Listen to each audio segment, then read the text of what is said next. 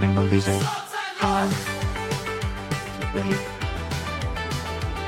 Welcome back to Slots and Locks. I'm Tim. And this is Mello, the podcast where we explore gaming, internet culture, psychology, and the systems that shape how people think and behave. Today, we'll talk about something near and dear to Mello's heart, and it's one of the most prestigious sporting events in the world, Wimbledon. But this isn't just any conversation about tennis, right? It's really about a conversation about uncertainty, prediction, and why we keep coming back to competitions where no one knows how the story is going to end. Yeah, and I should tell you, Tim, they modestly call it the championships, like as if there's just one championship. As we're filming this episode, Wimbledon has reached the semifinal stage. The field has narrowed, the pressure has intensified, and every remaining player is just now 2 victories away from lifting one of the most iconic trophies in sports. Yeah, what's fascinating is that long before the first serve of the tournament, millions of people had already started making predictions. Fans, analysts, former players, sportsbooks, predicted markets, computer models. Everyone was trying to answer the same question: who's going to win Wimbledon? And yet, every year, Wimbledon, a lot of tennis tournaments actually remind us that probability is not 100% certain. The favorites have lose. Now, in this particular case, the favorite is not playing. He's hurt, Carlos Alcaraz, and Jannik Sinner is still currently playing. But we have underdogs emerge. In fact, we have a surprise underdog from a guy who actually grew up about 5 minutes walk away from the actual venue, which is kind of amazing. And his name is Arthur Fery. He stands a whopping 5'9". So these underdogs emerge, the momentum shifts, and as I've said earlier, an injury or a tiebreak or one incredible shot essentially can change the tournament literally in a moment's notice. Yeah, so we're going to talk about why tennis might be the perfect sport for prediction markets, how Wimbledon compares to other Grand Slams, some of the players we enjoy watching, and why uncertainty is the very thing that makes the sport so compelling. And as always, the channel focuses on psychology, design, and culture of gaming and entertainment. These discussions are educational and analytical and not intended to promote wagering at all. All right, so let's get into it. All right, so we always start with a little bit of gratitude and reflection. So before we jump into Wimbledon, something I'm grateful for is mentors. Not necessarily teachers in the classroom, but people have shown how to stay calm when things become uncertain, whether it's sports, business, or life. There's always moments where you don't really know what's going to happen next. And having someone to remind you to stay focused on what you can control instead of worried about everything else is an incredible gift. Tennis is a true sport about emotional control. You rarely see one of the best tennis players of all time. His name was Bjorn Borg, and he was called Ice because he literally never gave emotion. And so typically people think about just the athletic ability, and the talent obviously matters. The endurance matters. Technique matters, especially as you age. Fitness is huge, especially as you age. Novak is now 39 years old doing things most 39-year-old players shouldn't do or 39-year-old people shouldn't do. But if you watch enough tennis, you realize that matches are often won by the player who manages the uncertainty the best. And in a lot of cases, that is how to monitor your condition, right? So you lose a point, then you have to forget it. You double fault, you move on. You lose a set, you reset. And I think what's so great about tennis is, unlike other sports, which you have to actually accumulate points, tennis is one of these where, yes, the set is lost, but you still have, another set. So you still can make that comeback. It's not a cumulative sport, which is pretty awesome. So in retrospect, the next point doesn't really care what happened 5 minutes ago, and the next set doesn't really care about which happened the previous set. You basically start kind of from zero, especially if you've lost that set. Yeah, that's something I think applies far beyond sports. Life doesn't stop just because you had a bad meeting yesterday. Because a project didn't work out, ability to reset may be one of the most valuable skills anyone can develop. I watched recently. Did you ever watch a video where it was Andre Agassi talking about Boris Becker and that he could predict where his serve was based off his tongue? Do you ever see this? Yeah, he moved his tongue. Yeah, I did. Yeah, and Boris Becker, the video is really interesting because Boris Becker would tell his wife, it's like you're reading my mind. He knows where I'm going to serve.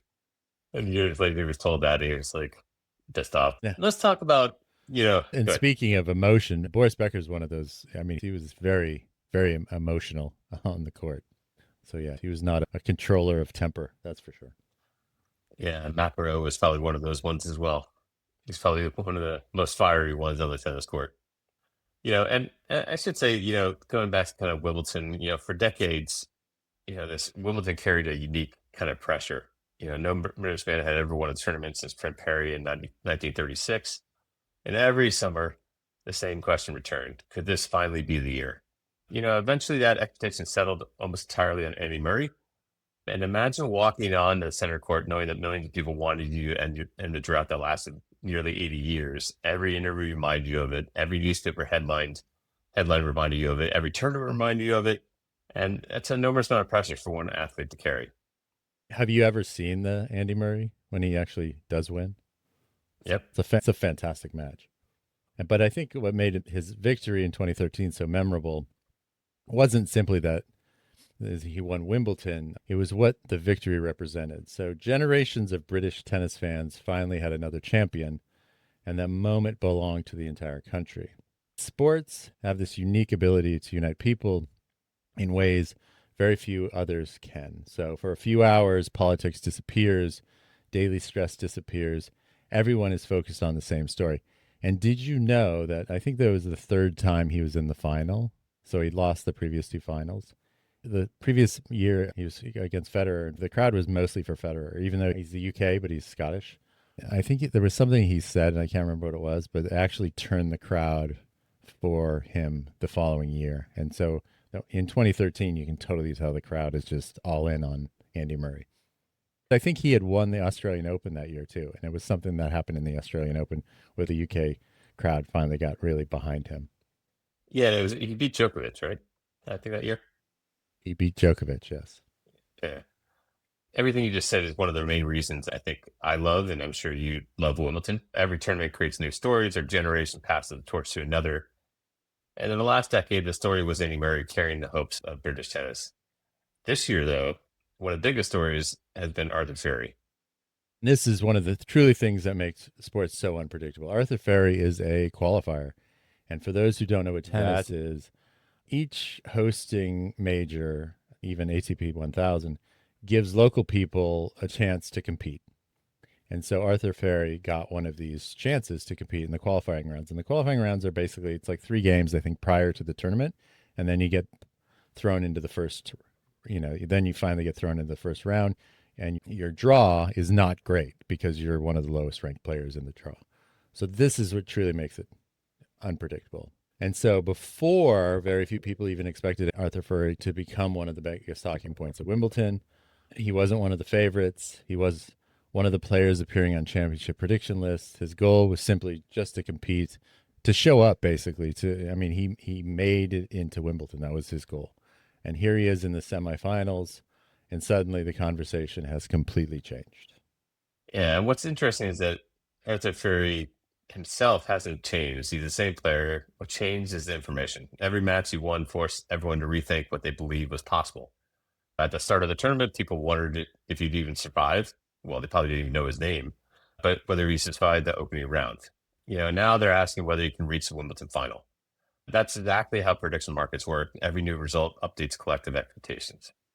Big thing if he makes it to the finals, huh? And I think this is why people love underdog stories. So currently, he was ranked 114th prior to this, and his current ranking now is at 36. So that's huge. Right? And if the top seed won every tournament, sports would essentially become boring, and tennis has sort of become the top two, especially men's tennis with Jannik Sinner and Carlos Alcaraz winning a good portion of the last 9 majors, I think.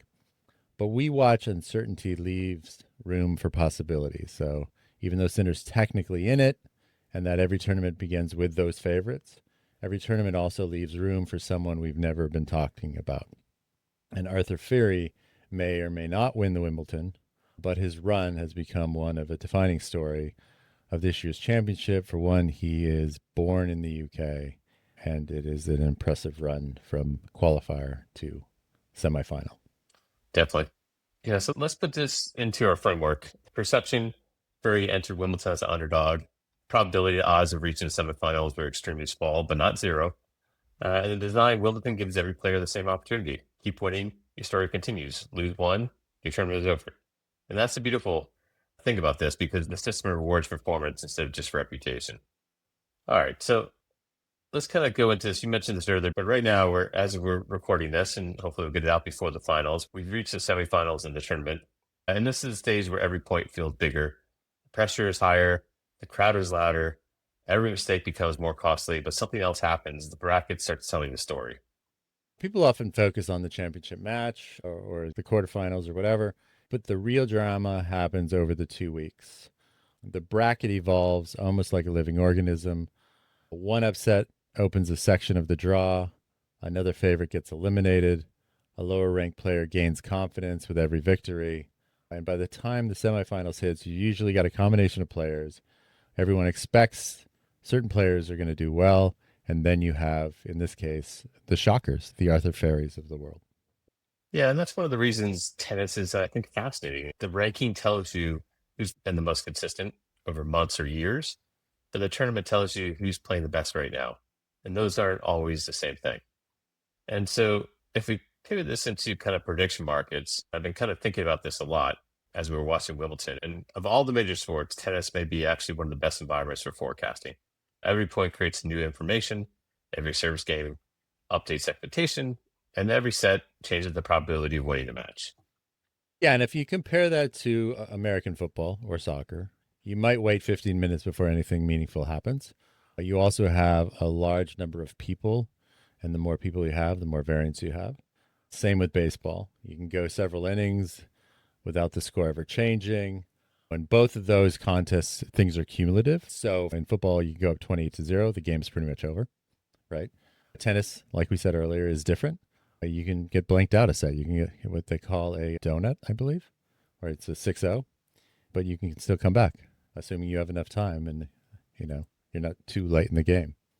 So in that point, information is always constantly arriving, right? So every point tells you something. Is the serve breaking down? Are they struggling physically? And Novak is one of these people who always looks like he's struggling physically, even though you kind of know he's fit as hell, right? Are they adjusting their strategy, which is often common, especially when something is not working right? And markets, prediction markets in this case, can react almost instantly. Yeah, what's interesting is in all these systems are trying to answer exactly the same question. What's most likely to happen next? Not what's guaranteed, not what we hope happens, simply what's most likely based on everything we know right now. Yes, prediction markets aren't really predicting the future. They are not a poll. People, prediction markets are not polls. They're continuously updating beliefs about the future. That's an important distinction, especially since it's weighted by the people who are betting into that at the given time. So the market isn't saying someone will win. It's saying, based on the information today, it appears to be the most likely outcome given the person who's actually contributing money to it. Then the next point happens and everything updates again. Yeah, and so, as we kind of pivot a little bit to other Grand Slams and compare Wimbledon to it, but the one thing casual fans sometimes overlook is how different each Grand Slam really is. I think people think tennis is just tennis, but in reality, each major creates a completely different environment. Exactly. So, technically speaking, there are three unique seasons to every tennis season, right? So, let's start with the Australian Open. It's the first Grand Slam of the season. It is a hard court. Players generally are coming off the off season, which is increasingly shorter as life goes on.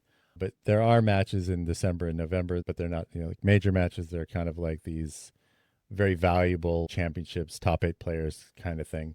Some players, especially, that haven't been in those kind of tournaments, have improved dramatically. They've gotten stronger. They've gotten healthier. They're returning from injuries, et cetera, et cetera. But in that case, prediction models have very little information to work from, given that it's kind of that you have that natural break, right? And so this naturally creates some uncertainty. Yeah. And then the clay season starts. So next comes the French Open, who we all know who the best French Open champion of all time is, Nadal. But clay changed everything. Longer rallies, more patience, different movement. Some players who dominated hard courts suddenly struggle, and others become completely different competitors. And then there's Wimbledon. Then grass is fast. So grass rewards aggressive serving, faster strokes, quicker reactions, lots of decision making. Points are much shorter. Momentum feels different. And another thing that's, as the court is used, that also changes because the grass essentially just becomes dirt. And so momentum feels different, right? So even the elite players have to adapt. It's also very slippery. They fall a lot. Yeah, and then finally the U.S. Open. But by that point in the season, fatigue becomes another variable. Some players are healthy, some are exhausted, some have played too much tennis, others are finding their best form. Each slam creates its own prediction problem. Yeah, and also, the U.S. Open is also the hottest part of the season, right? So prior to the U.S. Open is the Cincinnati Open.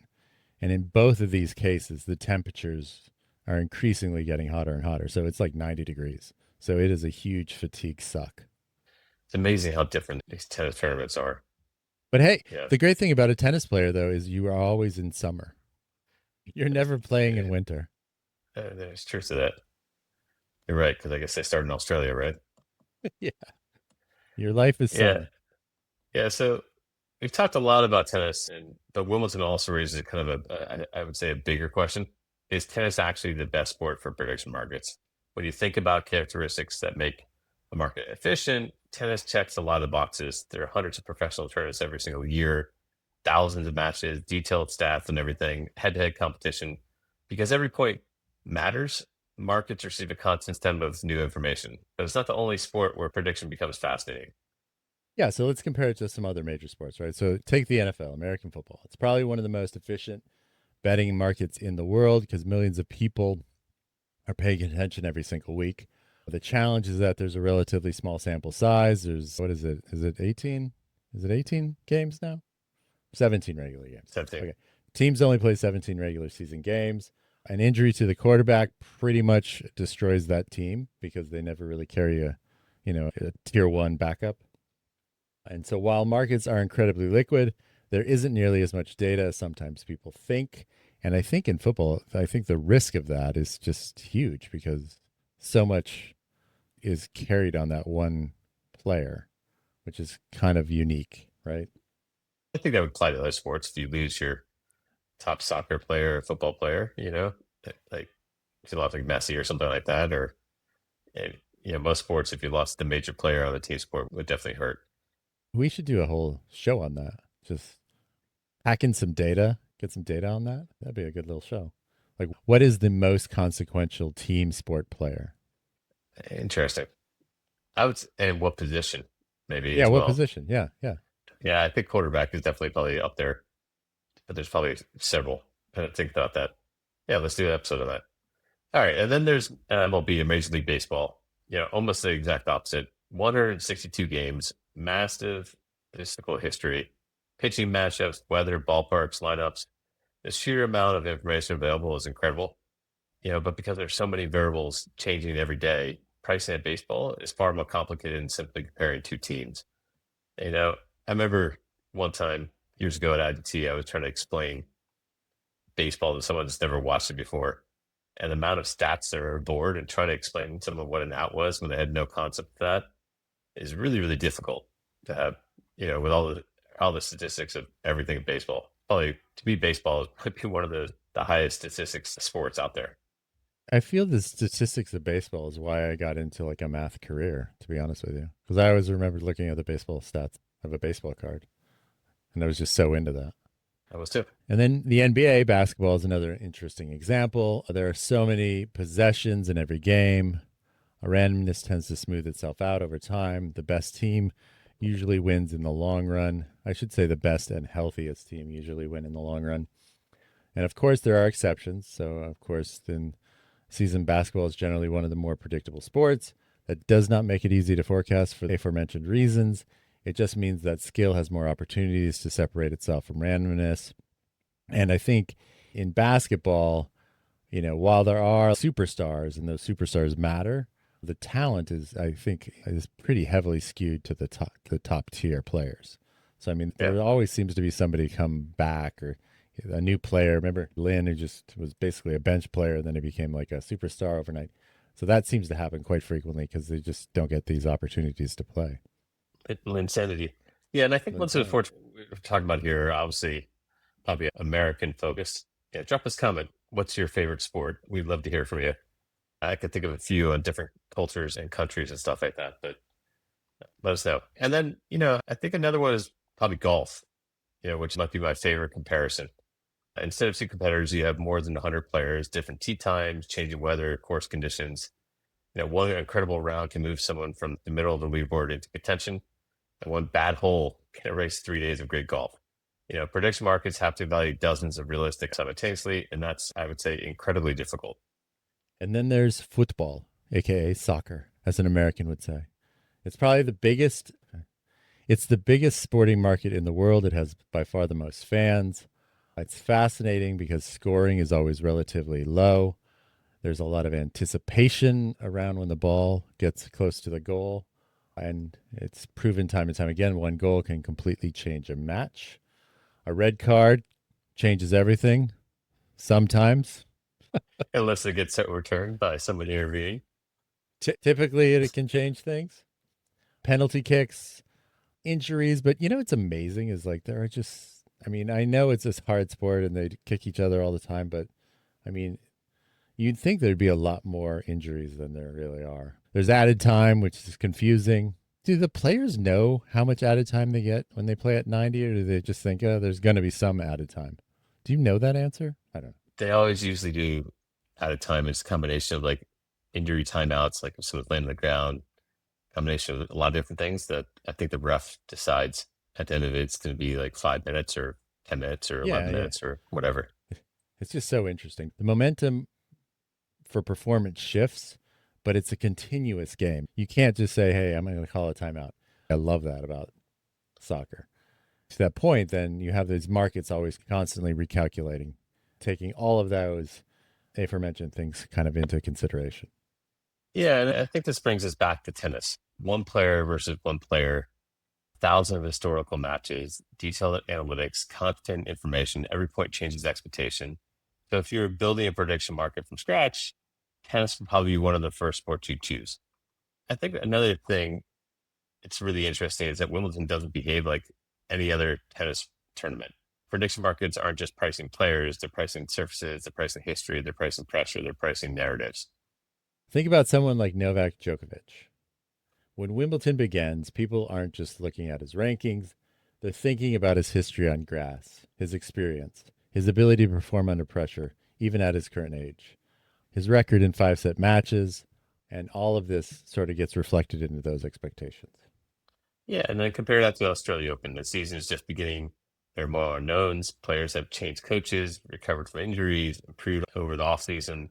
There's simply less information available, and markets become a little less certain. The French Open closes the clay season. It's another layer. Clay rewards an entirely different style of tennis. Some players become dramatically stronger. The French Open introduces an entirely different layer. It's the close of the clay season. Clay awards an entirely different style of tennis. Players like Casper Ruud become dramatically stronger. Other players, much less effective. Surface specialists suddenly become legitimate contenders. Yeah, and by the time Wimbledon comes around, we've already seen months of tennis. Models become stronger, expectations become more refined. Yet, despite all the information, Wimbledon still produces surprises. That's the beauty of competition. And I would say information improves predictions, but it never eliminates uncertainty. An important thing to call out. And hello, Arthur Fery, right? In fact, if you go to the women's side of it, I don't think there's not a top 5 player in the last 4. I know we're focused on men's here, but we probably should focus on the women's as well. But in the men's side, I would say one of the favorite parts of Wimbledon isn't necessarily picking winners, it's appreciating different styles of play. So I've always admired Djokovic, regardless of where you stand on personally. His mental toughness is extraordinary. And he has the ability to stay composed in moments where most would become overwhelmed. And I would say time and time again, we watch him find another level when the pressure is highest. For me, I think since all the other American players have lost, sadly, I was hoping Taylor Fritz would pull through, but he did not. So I guess I'm going with Alexander Zverev now. What I appreciate about his game is his resilience, his power, his amazing serve, and the placement he puts on that. He is one of the biggest servers on tour, but he's become a more complete player over the years. And did you also know that he's a type 1 diabetic, which is kind of Impressive. impressive as well? So watching his journey has been interesting because it hasn't always been smooth, obviously. He's been third ranked, but the top two, you got Alcaraz and you got Sinner winning the last 9 majors. So he's always been the other guy. But he's like, even though he's third, he's technically seventh kind of thing. So he's Hmm. had these setbacks. He's had plenty of criticism, like he couldn't win the major. He did win the French. So that kind of erased the never winning one. But he's continued to evolve his game. He remains resilient and he's still a top 3 player. So I think he is one of those players. Hopefully, he builds the confidence where he can compete with Sinner and Alcaraz and become dangerous in future majors as well. So even when he's not the favorite, he is still, and I think anyone in the top 20 is capable of beating anyone else on a particular day. Yeah, and before that win in the French Open, I think Sinner Alcaraz won everything since like 2023. Yeah, it was like 9 majors in a row. Yeah, and so I think that transitions well to another player, which is Jannik Sinner, who I've really enjoyed watching. What stands out is composure. Everything seems under control. He rarely looks rushed. Even when matches become tense, he maintains some rhythm, and that's incredibly difficult to do. Yeah, he literally has almost no emotion. It's kind of amazing. And then it gets us to Arthur Fery. Whether he wins the tournament or not, he's already become one of the stories people will remember from this year's Wimbledon.